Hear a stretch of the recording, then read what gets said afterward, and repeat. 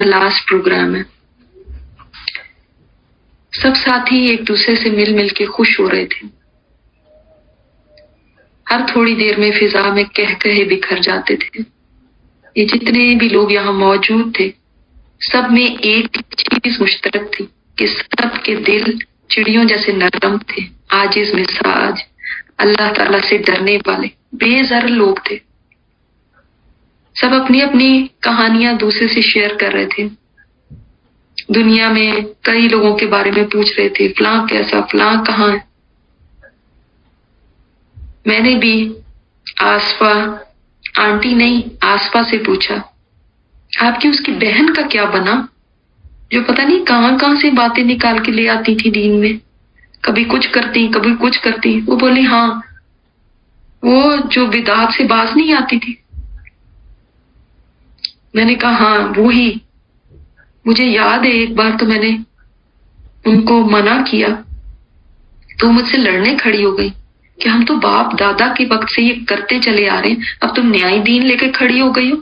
मैंने लाख समझाया भी कि ये दीन में इजाफा है, ऐसी कोई चीज जब आप सल्लल्लाहु अलैहि वसल्लम ने नहीं की, सहाबा ने नहीं की, तो आप क्यों कर रही हैं। मगर वो सुनने को तैयार नहीं होती थी। वो एक ही रट लगाए रखती थी कि लो हमारे बुजुर्ग क्या गलत करते थे। आसफा ने सर आह भरते हुए कहा हाँ वो ऐसी थी, मैंने उसको कम नहीं समझाया, मगर वो मानती नहीं थी। यहाँ हशर के मैदान में जब हम सब अपने प्यारे नबी सल्लल्लाहु अलैहि वसल्लम के हाथ से कौसर का पानी पीने के लिए आगे बढ़े तो वो महरूम रह गई। उस वक्त इतनी प्यास थी और वहां तो गर्मी भी किस कदर शदीद थी। मैंने उसको देखा, वो हुजूम को चीरती भी आगे बढ़ी कि मुझे पहले दे दे, मुझे पहले दे दे, मगर फरिश्तों की सिक्योरिटी फोर्स ने उसको पीछे धकेल दिया कि आप आगे नहीं जा सकती। उसने बड़ी हैरत से पूछा क्यों। उधर हमारे नबी सल्लल्लाहु अलैहि वसल्लम भी फरमाने लगे आने दो, ये मेरी उम्मत ही है। तब सिक्योरिटी पर मामूर फरिश्तों ने कहा आपको नहीं पता इसने आपके बाद आपके दीन में क्या क्या नई बातें ईजाद कर दी थी, ये बिदात में पड़ी हुई थी। तब हमारे नबी सल्लल्लाहु अलैहि वसल्लम ने भी उससे मुंह मोड़ लिया।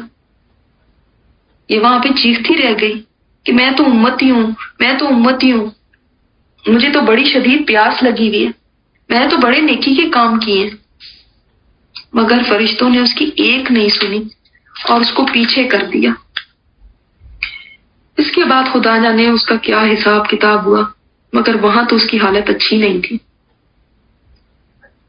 वो मुसलसल कहती जा रही थी कि मैं अच्छे काम करती थी, मैंने तो कोई बुरा काम किया ही नहीं। मगर अफसोस कि वो ये नहीं समझ सकी कि अच्छाई या नेकी वो ही होती है जिस पे आप सल्लल्लाहु अलैहि वसल्लम के तरीके की मोहर लगी हो, जो आप सल्लल्लाहु अलैहि वसल्लम ने करके दिखाया हो, जिसको अप्रूव किया हो। खुद से किसी काम को हम नेकी का काम डिक्लेयर नहीं कर सकते। फिर आसफा कहने लगी असल में जब दीन का इल्म ना हो तो इंसान इसी तरह ठोकरें खाता फिरता है, फिर जो कोई बता देता है इंसान वैसे ही करने को तैयार हो जाता है। और ये अकेली तो नहीं थी, वहां पे तो बेशुमार लोग थे उसकी तरह के, जिनसे नबी सल्लल्लाहु अलैहि वसल्लम ने मुंह मोड़ लिया था और फरमा दिया इनको दूर कर दो मुझसे। तब तो ये सब लोग इतने दुखी हुए, इतना अफसोस करने लगे। मैंने कहा समझ नहीं आती इतनी सारी सुन्नतों को छोड़ के लोगों को बिदात में क्या मजा आता है। वो बोली बस शैतान ने किसी तरह तो बर्बाद करना ही था ना उनको। अरे गुड़िया तुम यहाँ बैठी हो, अस्सलाम वालेकुम। नीली की प्यारी सी आवाज मेरे कानों में पड़ी। देखा तो इंतहाई हसीन लड़की है, खूबसूरत सा बच्चा गोद में लिए खड़ी है। मैंने सलाम का जवाब दिया और कुछ हैरत और खुशी के मिले जुले जज्बात से पूछा नीली ये बच्चा कौन है।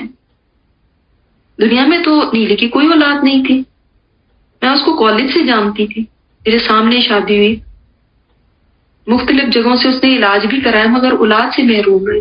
मुझे याद है जब भी मिलती थी कहती थी बस दुआ करो अल्लाह ताला मुझे औलाद दे दे, मगर रब को नहीं था मंजूर। اس کی گود میں اتنا پیارا بچہ دیکھ کے مجھے بڑی حیرت ہوئی. وہ ہنستے ہوئے کہنے لگی یہ میرا ہی بچہ ہے. تمہیں تو پتا ہے مجھے بچوں کا کتنا شوق تھا. یہاں آئی تو میں نے کہا یا اللہ مجھے تو اولاد کی خواہش ہے جو دنیا میں کبھی پوری نہیں ہوئی. مجھے تو بچہ چاہیے. میں نے حیرت سے کہا پھر؟ وہ بولی بس پھر کیا. اسی وقت مجھے حمل ٹھہر گیا. تھوڑی دیر میں بغیر کسی تکلیف کے بچہ پیدا ہو گیا. اور مجھے یہ اتنا پیارا لگتا ہے کہ میرا جی نہیں چاہتا کہ میں اس کو چھوڑوں. وہ اس کو اٹھائے پھر رہی تھی. واقعی وہ بچہ تھا ہی ایسا کہ اس کو دیکھ کے کس کو نہ پیار آئے. اور نیلی تو کب سے تڑپ رہی تھی اولاد کے لیے. میں نے کہا تم تو اچھی رہ گئی. وہ بولی کیا مطلب؟ میں نے کہا دیکھو تمہارے صبر کا تمہیں کتنا اچھا بدلہ یہاں پہ مل گیا. اولاد بھی مل گئی اور وہ ایسی جگہ پہ ملی کہ نہ تو تمہیں کوئی مستقبل کا خدشہ، نہ کوئی خوف، نہ اس کے بگڑ جانے کا کوئی ڈر، نہ اس کی نافرمانی سے اذیت، نہ اس کے پالنے کی مشقت. وہ ہنس دی. یوں لگتا تھا اس کو تو واقعی جنت مل گئی. میں نے کہا اور بتاؤ تمہاری امی کیسی ہیں؟ اس کی امی کے تو کیا ہی کہنے تھے. میں نے ان جیسی عورت نہیں دیکھی تھی. اس قدر لوگوں کی مدد کرتی تھی، یعنی اپنا نیند آرام چھوڑ کے دوسروں کے کاموں کے لیے بھاگتی پھرتی تھی. ان کو اگر پتا چل جاتا کہ فلاں کا کوئی کام پھنسا ہوا ہے یا اس کی کوئی ضرورت ہے، بس معلوم ہونے کی دیر ہوتی تھی. وہ تو ایسے کرتی تھی جیسے دوسرے کا کام نہیں ان کا اپنا ہے. میں نے ایسی عورت نہیں کبھی دیکھی. اتنی بھاگ دوڑ کرتی تھی اور بے لوس ہو کے، اور تب تک چین سے نہیں بیٹھتی تھی جب تک دوسرے کا کام نہ کروا دیتی. میرے اپنے سامنے ہزاروں مثالیں تھیں. میری صفائی والے کے شوہر کی نوکری کا مسئلہ تھا، یہ خود اس کو لے کر بھاگتی پھری. ہمارے ہمسائے میں ایک آنٹی بیوہ ہو گئی تھی، ان کے شوہر کی پینشن کے مسائل تھے، ان کو حل کرانے کے لیے کاغذات لے کر دفتروں میں خوار ہوتی پھری. ایک دفعہ ہمارے ڈرائیور کا بچہ بیمار ہو گیا، خود گاڑی لے کر آ گئی کہ اس کو گاڑی میں ڈالو، میں لے کر جاؤں گی ہسپتال. میرے زمانے کے لوگوں میں تو ایسی بہت ہی کم کوئی مثالیں دیکھنے کو ملتی تھی کہ جو بس دوسروں کے لیے بنے. ایسے لوگ کہاں تھے؟ انہوں نے نہیں دیکھنا ہوتا تھا کہ غریب ہے یا امیر ہے، سب کی ہیلپ کے لیے ایک ٹانگ پہ کھڑی جاتی تھی. نیلی کہنے لگی امی کی تو نہ پوچھو کیا ان کو پروٹوکول ملا ہے. میزان میں ان کی نیکیاں اتنی بھاری تلی، اور وہ سب لوگ جن کی وہ مدد کرتی تھیں وہ ان سے کہہ رہے تھے آپ فکر نہ کریں، آپ کی نیکیاں کم ہو گئی تو ہم آپ کے لیے شفاعت کریں گے، سفارش کریں گے. ہم اللہ تعالیٰ کو بتائیں گے کہ آپ نے اللہ کے بندوں کی کتنی خدمت کی ہے، مگر اس کی تو ضرورت ہی نہیں پڑی. ان کا تو حساب کتاب بھی پردے میں ہوا، کسی کو پتہ نہیں ان سے کیا پوچھا گیا. ہاں اتنا ضرور ہوا کہ جب وہ حساب کتاب سے نکلی تو خوشی سے چلاتی بھی کہہ رہی تھی ہاں امقرؤ کتابیہ، لو لو لوگوں دیکھو میری کتاب، لوگوں دیکھو میری کتاب، یہ دیکھو میرا اعمال نامہ.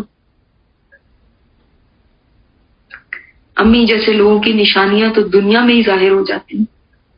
جس کو دیکھو ان کو دعائیں دیتا تھا، جس کو دیکھو ان کی تعریف کرتا تھا. ہمارے ارد گرد جتنے ہمسائے رشتے دار، سب کے ساتھ کسی نہ کسی وقت میں انہوں نے کوئی نہ کوئی بھلائی کی تھی.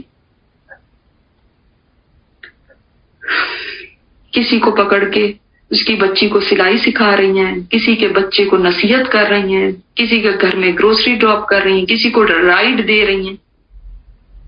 بلکہ کئی دفعہ تو رشتے دار کہتے تھے تمہاری امی نے کیا دنیا بھر کا ٹھیکہ لے رکھا ہے، کیوں پاگل ہوئے پھرتی ہیں، کیوں اتنی بھاگتی دوڑتی رہتی ہیں لوگوں کے پیچھے. لوگ تو ان سے فائدہ اٹھاتے ہیں، مگر امی کسی کی پرواہ نہیں کرتی تھی.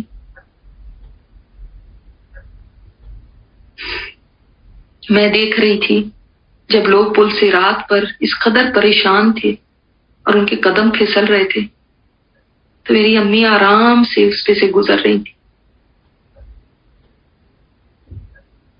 میں نے سوچا کون نہیں جانتا تھا کہ یہ سب نیکی کے کام ہیں، ہم سب کو پتا تھا، مگر اس کے باوجود ہم میں سے تو بہت کم ہی کوئی ان نیکیوں کو سمیٹنے کے لیے آگے بڑھا۔ نیلی کی امی ان چند میں سے ایک تھی۔ ہم اچھی طرح جانتے تھے دنیا میں کہ یہ جنت میں لے جانے والے کام ہیں، پھر بھی ہم پرواہ نہیں کرتے تھے۔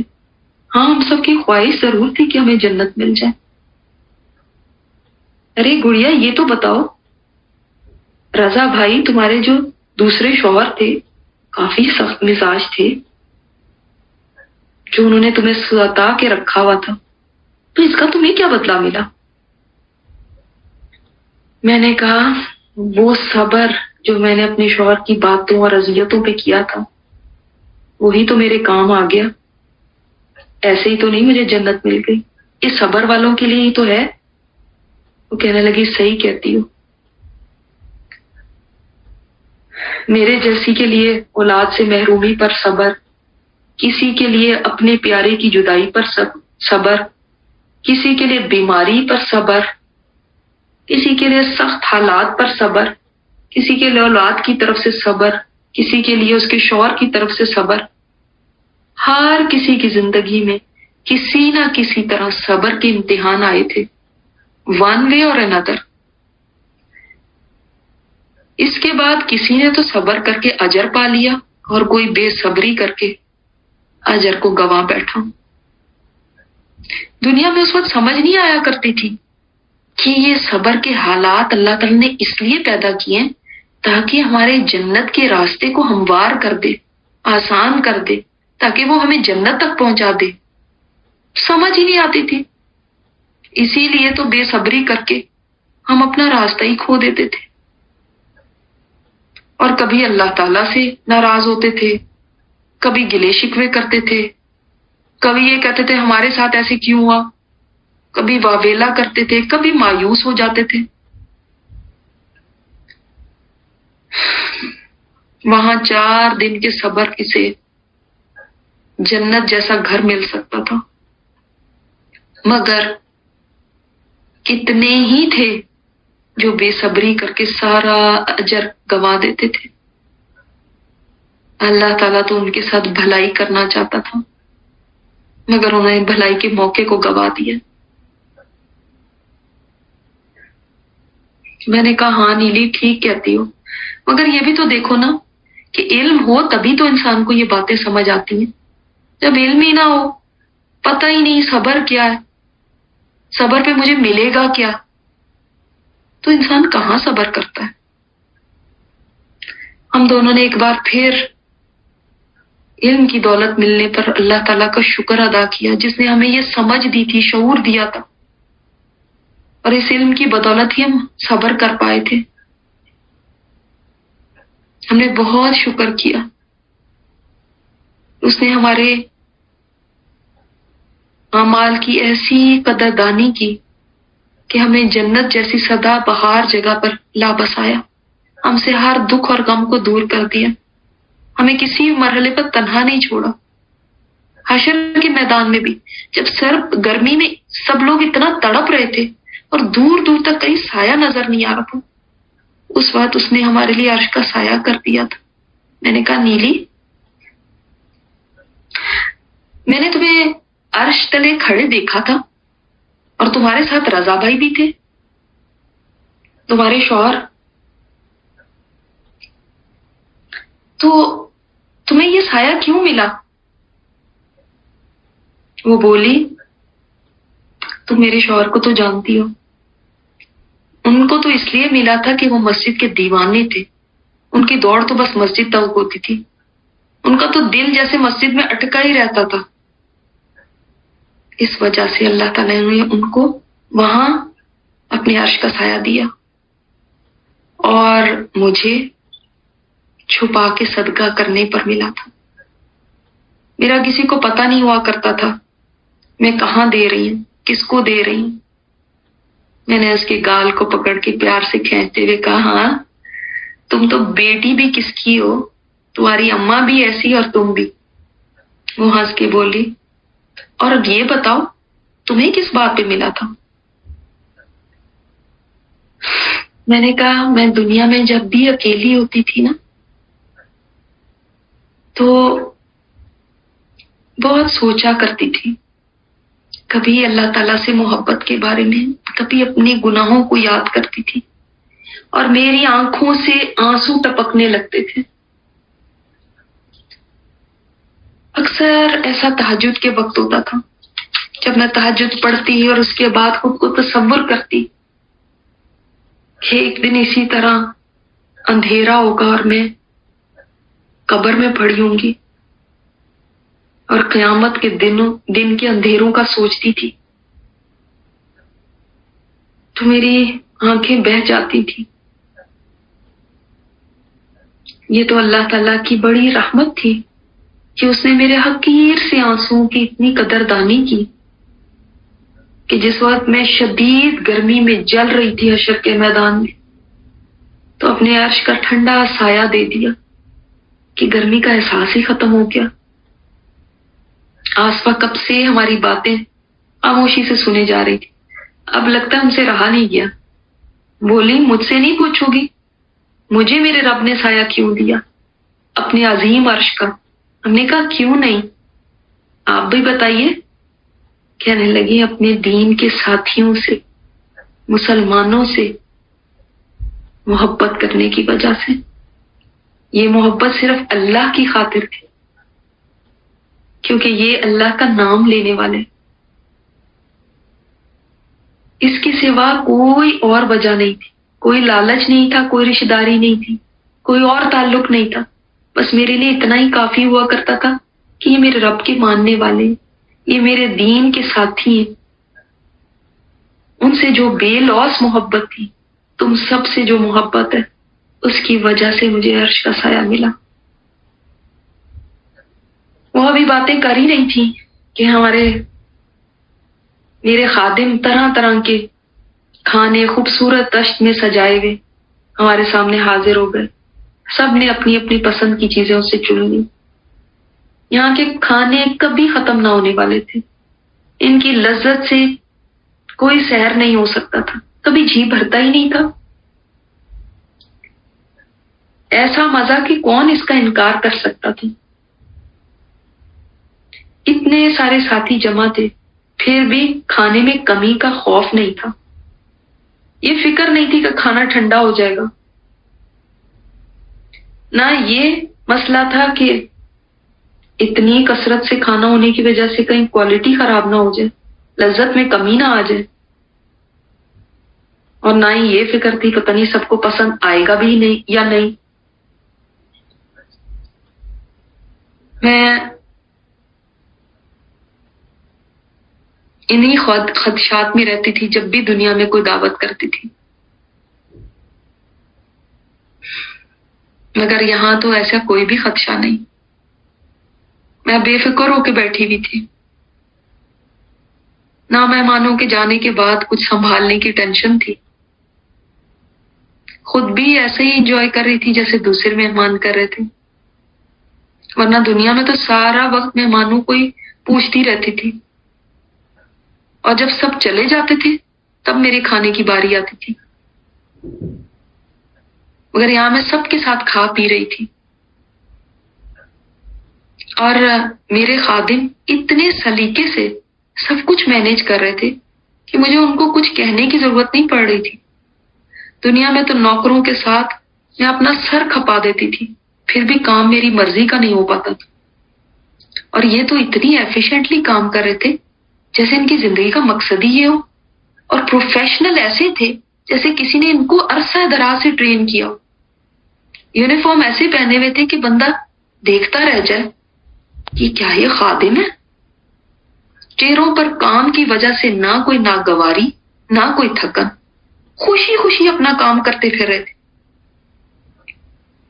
اسی لیے ان سے کام لیتے وقت بھی دل تنگ نہیں ہو رہا تھا، ورنہ دنیا میں تو کوئی ناگواری سے چڑ کے کوئی میرا کام کرتا تو میں اسے کام ہی لینا نہیں چاہتی تھی، میرا موڈ ہی خراب ہو جاتا تھا۔ جس جنت کے خادم بھی اتنے خوبصورت اور دل کو خوش کر دینے والے ہوں، تو واقعی اس جنت کی باقی نعمتوں کا تو اندازہ ہی نہیں کیا جا سکتا۔ مہمان ایک ایک کر کے رخصت ہونے لگے۔ جتنی دیر بھی سب نے باتیں کی، ہر بات میں خیر ہی تھی، کسی بات میں شو آف نہیں تھی، کسی نے خود کو بڑا ثابت کرنے کی کوشش نہیں کی، کسی نے شیخیاں نہیں ماری، کسی نے طنز کے تیر نہیں برسائے، کوئی کسی سے جلس نہیں ہوا۔ بعض ساتھی اوپر کے درجوں سے نیچے اتر کے آئے تھے میری دعوت اٹینڈ کرنے، مگر کسی کو یہ تکلیف نہیں ہوئی کہ ان کو کیوں اوپر کے درجے مل گئے، اور انہوں نے بھی کسی کو ٹونٹ نہیں کیا کہ تم تو دنیا میں بڑا بنی پھرتی تھی، اب تم نیچے کے درجے میں ہو۔ ایسی کوئی بات جو دوسرے کو ناگوار گزرے کسی کے منہ سے نہیں نکلی۔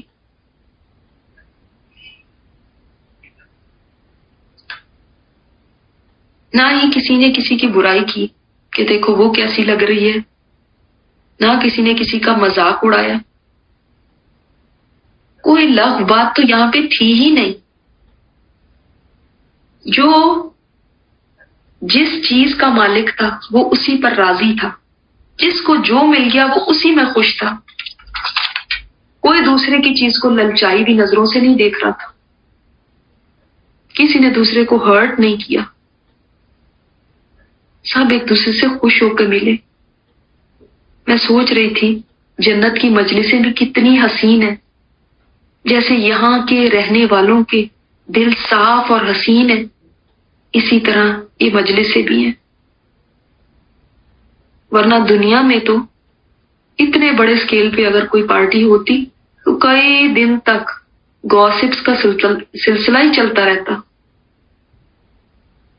واقعی جنت میں کسی بد زبان بد اخلاق کی گنجائش ہی نہیں، یہ اس قدر پاکیزہ ماحول والی جگہ ہے کہ یہاں پر وہی لوگ رہ سکتے ہیں جو پاکیزہ اخلاق والے ہیں، پاکیزہ اور حسین کردار والے ہیں۔ یہ ریکوائرمنٹ یہاں کے لوگوں کے لیے اللہ تعالیٰ نے اس جگہ کی سٹیزن شپ حاصل کرنے کے لیے واقعی صحیح ریکوائرمنٹ رکھی ہے، اس جگہ کے مطابق ہے۔ یہاں کوئی ایسا انسان نہیں آ سکتا جو اس ماحول کو پیلوٹ کر دے، جو یہاں پہ مس فٹ ہو۔ ہاں، ہمارے درمیان نوک جھونک بھی تھی، ہنسی مذاق بھی تھا، کہکہے بھی تھی، گپ شپ بھی ہوئی، مگر سب پاکیزہ۔ کوئی بھاری دل کے ساتھ یہاں سے نہیں جا رہا۔ میں ایک ایک مہمان کے پاس جا کے ان سے گھنٹوں باتیں کرتی رہی، اپنے استاد کے پاس بیٹھ کے ان کی میٹھی باتیں سنتی رہی۔ نہ مجھے کوئی جلتی تھی نہ ان کو، پتہ نہیں اس میں کتنا عرصہ گزر گیا۔ ہر ساتھی کی ایک کہانی تھی، ہر ایک کے پاس بتانے کو کچھ نہ کچھ ضرور تھا، کسی کو بھی دوسرے سے کوئی شر کا اندیشہ نہیں تھا، اسی لیے ہر کوئی کھل کے باتیں کر رہا تھا۔ کسی کو یہ پریشانی نہیں تھی کہ میرا امپریشن خراب ہو جائے گا، نہ یہ تھا مسئلہ کہ میری باتیں باہر نکل جائیں گی، میرے راز کھل جائیں گے۔ مہمانوں کے رخصت ہونے سے پہلے ہماری استاذہ نے ایک اعلان کیا، پیاری بہنوں، آپ میں سے کون کون عائشہ رضی اللہ تعالیٰ عنہا، خدیجہ، فاطمہ، مریم، بی بی آسیہ رضی اللہ تعالیٰ عنہا اور باقی امہات اور صحابیات سے ملنا چاہتا ہے؟ سب اس قدر ایکسائٹڈ ہو گئے، سب نے ایک زبان سے کہا میں یہ تمہاری آئیڈیل ہوا کرتی تھی دنیا میں، ان سے کون نہیں ملنا چاہے گا؟ وہ کہنے لگی اچھا پھر ہم کل ان کی زیارت کے لیے چلیں گے، اور اس کے بعد ہمیں اور بھی تو وی آئی پی سے ملنا ہے۔ میرے ذہن میں آیا اور کون ہو سکتا ہے؟ نبی صلی اللہ علیہ وسلم، صحابہ۔ وہ بولی ہمیں آپ صلی اللہ علیہ وسلم سے ملنا ہے، صحابہ سے، اور کس سے؟ میں سوچ رہی تھی اور کس سے ملنا؟ کیا کہہ رہی ہیں یہ؟ وہ کہنے لگی دوسرے بھی تو بہت سارے انبیاء ہیں جن کے قصے ہم نے قرآن میں پڑھے تھے، اور بہت سارے ہیں جن کے قصے قرآن میں نہیں تھے، ان سے بھی تو ملاقات کریں گے۔ ہم سب بہت خوش ہو گئے، کبھی سوچ بھی نہیں سکتے تھے کہ ایسا بھی ممکن ہو سکتا ہے۔ ہم ان سے ملیں گے، اتنے بڑے لوگوں سے، ہم ان سے بات بھی کر سکیں گے، اور صحابہ سے۔ میں تو فوراً سوچنے لگی میں ان سے کیا کیا پوچھوں گی۔ آپ کا ایک ایک لمحہ کیسا گزرا نبی صلی اللہ علیہ وسلم کی صحبت میں۔ امی عائشہ سے بہت سارے سوال کرنے ہیں مجھے، کتنا مزہ آئے گا نا۔ واقعی یہ جنت ہے، یہاں تو وہ سب کچھ مل رہا ہے جس کا تصور بھی نہیں ہم کر سکتے تھے دنیا میں۔ میں نے قریب میں کھڑے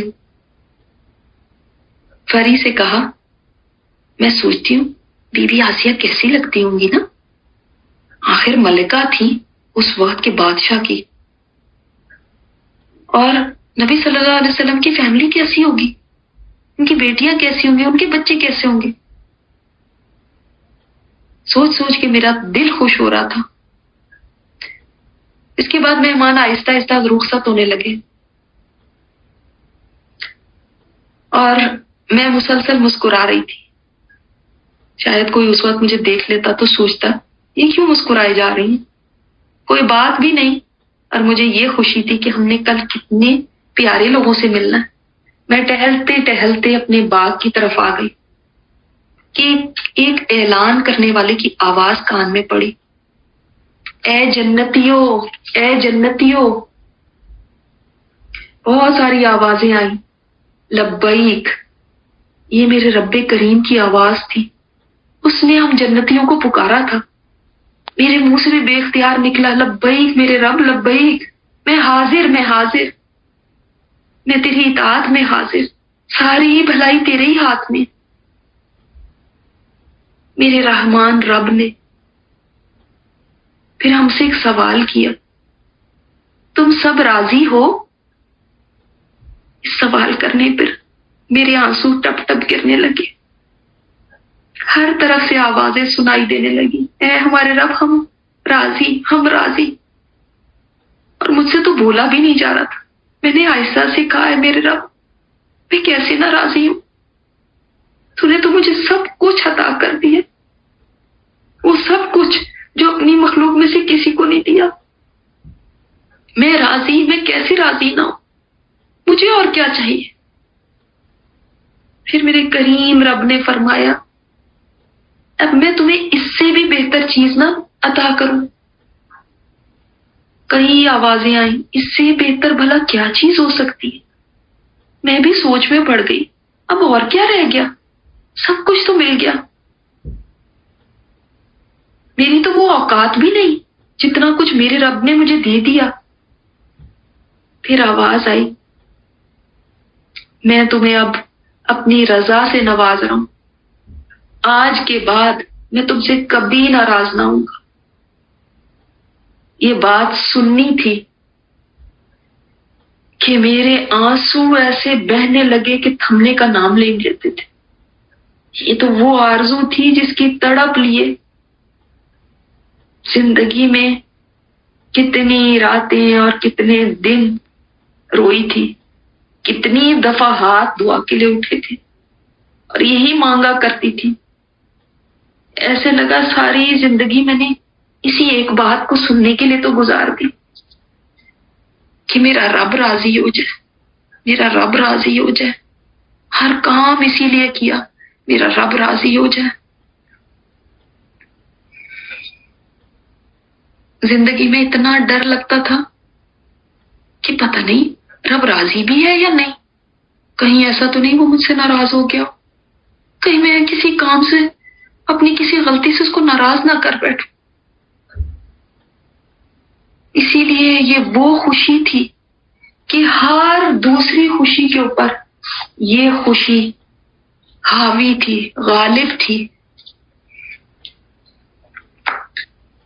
میں تو پتہ نہیں کتنا عرصہ اس ایک بات کو سننے کے لیے تڑپی تھی، جیسے میرے کانوں کو اسی چیز کا تو انتظار تھا۔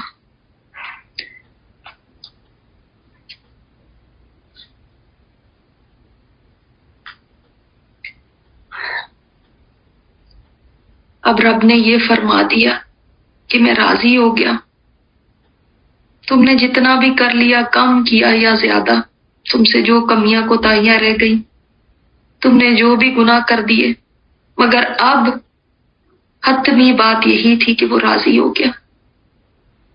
میرے تو سارے جسم میں ایسے لگ رہا تھا خوشی کی لہر دوڑ گئی ہے۔ اتنا تو میں اپنے بچوں سے مل کے بھی خوش نہیں ہوئی تھی، اتنا تو میں جنت کی نعمتیں پا کے بھی خوش نہیں ہوئی تھی، جتنا مجھے اس اعلان نے خوش کر دیا۔ پھر اس رب نے دوبارہ پوچھا، تمہیں کچھ اور چاہیے؟ وہ کتنا مہربان، کتنا رحم کرنے والا ہم پر، جو ہم سے یہ پوچھ رہا۔ ہم جیسے ناقدروں سے اس نے ہماری کتنی قدردانی کی۔ مجھے باقی اونچے درجے والوں کا تو نہیں پتا، مگر میں تو کسی قابل نہیں تھی، میری جیسی ادنا سی چیز، اور رب پوچھے کچھ اور چاہیے۔ دنیا میں ہوتی تو شاید یہ سن کے میں تڑپ کر ہی مر جاتی کہ جہانوں کا رب میرے جیسے ذرے سے بھی کم تر چیز سے پوچھ رہا ہے۔ میں نے کہا یا اللہ، تو نے ہمارے چہروں کو روشن کر دیا، تو نے ہمیں جنت عطا کر دی، تو نے ہمیں آگ سے نجات دے دی، اور ہمیں کیا چاہیے؟ ایک اعلان کرنے والے نے پھر کہا، چلو اب جمع ہو جاؤ اس میدان میں جہاں پہ تمہیں تمہارے رب کا دیدار ملے گا۔ یہ اعلان سن کے ایسی خوشی ہوئی کہ لگ رہا تھا دل پھٹ جائے گا۔ اس رب کو دیکھنے کی تو کتنی تمنا تھی، جس کو دیکھنے کے لیے موسیٰ نے طور پہ درخواست کی تھی کہ اے رب تجھے دیکھنا چاہتا ہوں۔ وہ فرمایا تھا اے موسیٰ تو مجھے نہیں دیکھ سکتا، اور صرف پہاڑ پہ تجلی پڑی تھی تو موسیٰ بے ہوش ہو گئے تھے۔ اس رب کو دیکھنے جانا ہے ہم نے، کہ جس کی ایک مخلوق جبرائیل علیہ السلام کی بھی تاب آپ صلی اللہ علیہ وسلم نہیں لا سکے تھے اور بے ہوش ہو گئے تھے، وہ رب اپنا دیدار کرائے گا۔ ہم جنتی اس کو دیکھ سکیں گے۔ یہ منظر کیسا ہوگا؟ مجھے تو ایسی خوشی تھی کہ لگتا تھا ساری جنت کی نعمتیں ایک طرف، وہ بھی کم تر لگ رہی تھی رب کے دیدار کے مقابلے میں، کہ ان سب سے زیادہ محبوب مجھے یہ تھا کہ مجھے اپنے رب کے چہرے کو دیکھنے کی لذت حاصل ہو جائے۔ میں خیالوں میں کھو گئی، میں اس کو دیکھوں گی تو مجھے کیسا لگے گا؟ میں تو پلک جھپکنا ہی بھول جاؤں گی، مجھے تو ہوش ہی نہیں رہے گا۔ خوشی سے میں دیوانی ہوئی جا رہی تھی کہ یہ دن آ گیا جب اس کا دیدار ملے گا۔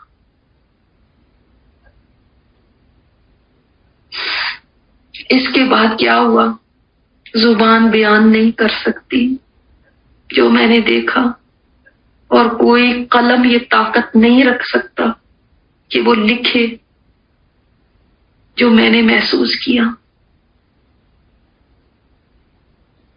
یہاں تک ہماری یہ سیریز مکمل ہوئی۔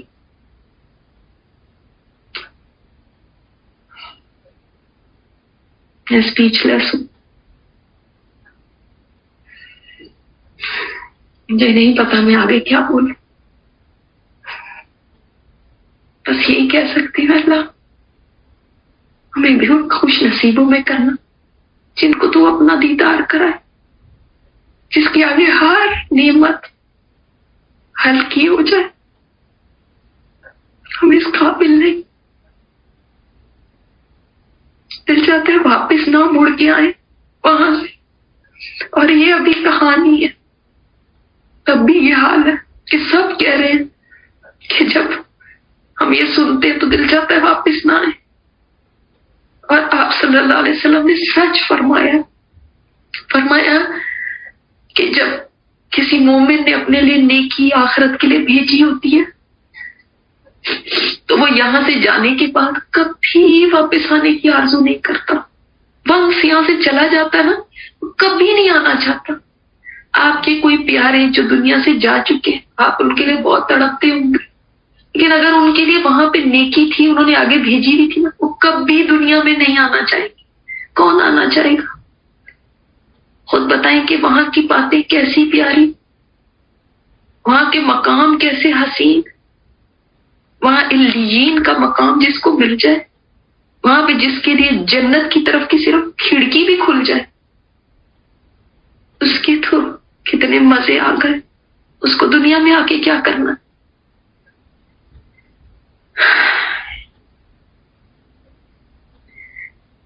اللہ تعالیٰ سے دعا ہے کہ اس سیریز کو صدقہ جاریہ بنا دے، اس کو ہمارے جنت میں جانے کے شوق کو بڑھانے والا بنا دے، اس سے ہم وہ سبق لے سکیں کہ پھر جنت کی خاطر ہم ہر قربانی دینے کو تیار ہو جائیں، اور جنت کی خاطر ہم ہر گناہ سے بچنے کے لیے طاقت پالیں. یہ ہمیں نیکیوں میں دوڑا دے اور گناہوں کے لیے رکاوٹ بن جائے. ایک دفعہ دوبارہ آپ لوگوں کو بتا دوں کہ یہ تمام باتیں جو آپ کو اس سیریز میں بتائی گئی ہیں، ان کے قرآن سے اور حدیث سے ریفرنسز موجود ہیں. قرآن پاک میں 30ویں پارے میں آپ سب دیکھ سکتے ہیں سورہ رحمان، سورہ انسان، اسی طرح حدیث میں بہت ساری باتیں ہیں، جیسے جو میں نے شراب کی تفاصیل بتائی ہیں، تسنیم کی، رحیق المختوم کی، اور پھر جو خادم جس طرح کے ہوں گے، اسی طرح انسان کے جنت میں جو درجات ہیں، جو آپ کو کھیتی کی بات بتائی تھی، جو گھوڑے اڑنے والے گھوڑے کی بات بتائی تھی، جو بالا خانوں کا بتایا، جو خیمے موتی کے بنے ہوئے، جو محل، جو لباس، زیورات کے بارے میں آپ لوگوں کو اس سیریز میں بتایا گیا. اسی طرح جو کھانے پینے، جو برتن وغیرہ، جو تخت مسیریاں، یہ سب ڈیٹیل حدیث میں موجود ہیں. کیسے ماں باپ اوپر کے درجے میں ہوں گے تو اپنے بچوں کو اوپر کے درجے میں لے جا سکیں گے، اور بچے اوپر ہوں گے تو وہ والدین کو ترقی دلا سکیں گے. اب یہ سب بھی حدیث سے اور قرآن سے پتہ چلتا ہے. اوپر والوں کے محلوں کو دور تاروں کی طرح دیکھیں گے، نیچے سے جو باغوں کی ڈیٹیلز بتائیں، جو درختوں کی بتائی ہیں، جو چشموں اور نہروں کی بتائی ہیں، اور جن کی نیکیاں کم ہو گئی ان کے ساتھ کیا ہوا. اسی طرح یہ جو اولاد کی بتائی ہے، جس کو یہ سب اسی طرح حدیث میں موجود ہے. اور جن کی نیکیاں برابر ہو جائیں گی اور عرفات میں ہوں گے، وہ وہاں پہ کیسے ہوں گے، ان کے کیا حالات ہوں گے، یہ بھی قرآن پاک میں موجود ہے. جنت کے دروازے کیسے ہوں گے، پل صراط کیسا ہوگا، کتنا مشکل ہوگا، اور جنت تک پہنچنے کے مرحلے کیسے ہوں گے، یہ جو سب کور ہوا ہے، یہ سب حدیث میں موجود ہے. ان میں سے کوئی بات بھی میں نے اپنی طرف سے نہیں کہی، سوائے اس کے کہ یہ جو جذبات تھے کہ کیا انسان کے جذبات ہوں گے، وہ خود کو وہاں رکھ کے سوچا کہ اگر میں وہاں پہ ہوں تو کیسا ہوگا. تو اس کے علاوہ جتنی ڈیٹیلز ہیں وہاں کی، وہ انشاءاللہ آپ قرآن و حدیث سے دیکھ سکتے ہیں. اللہ تعالیٰ اس کو قبول فرما لے. اور چونکہ اس کے بعد میں کچھ بھی اور نہیں لکھ سکتی تھی، اس لیے بس یہیں تک ختم کر دیا. کیسے لکھ سکتی ہوں؟ اللہ تعالیٰ کے دیدار کو میں کیسے بیان کر سکتی ہوں؟ یہ تو جو انسان وہاں پہنچے گا ہی کوئی جان سکے گا. جی ہاں، اور جمعہ بازار کی بھی جو بات کی تھی، اور وہاں پہ کس طرح سے لوگوں کا حسن دوبالا ہو جائے گا مردوں کا، وہ بھی حدیث سے ہمیں ملتا ہے. تو سب چیزوں کے ریفرنس موجود ہیں. اللہ تعالیٰ قبول فرما لے.